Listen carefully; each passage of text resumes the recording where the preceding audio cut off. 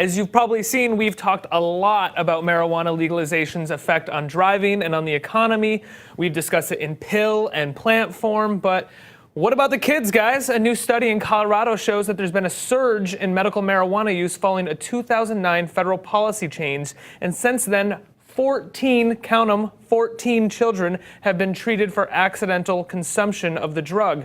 In 2008, though, the hospital had received no such cases. Essentially, our study was, we looked at about 2 years worth of data, a little over 2 years worth of data that occurred after the U.S. government stopped rigorously enforcing the marijuana regulations. And what we found was that we were seeing small children who got into marijuana products and were coming into the hospital and actually were pretty sick. And when we went and actually we sort of noticed this initially in the lay press, and as we went back and looked at it in a more systematic way, found that prior to the deregulation, we really had not seen any cases of this in the several years leading up to that.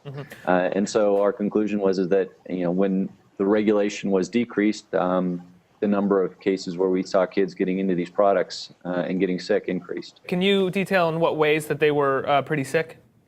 Well, several of them had, they were all sleepy. There were a couple of that just got into it and parents brought them in to be, more checked out. But a majority of them had symptoms such as sleepiness. A few of them had some effects, slowed respirations, difficulty walking. A couple of them actually required admission to the intensive care unit. What you're seeing is a product that's developed for adults, so it's got a lot more active ingredient in it. And in many cases, these products are developed for patients who are using them regularly, so they have a relatively high tolerance. In general, children are going to be much smaller, so they're getting a much bigger dose per unit of body weight, and they're not tolerant to it. They haven't been exposed to it and using it and built up some tolerance.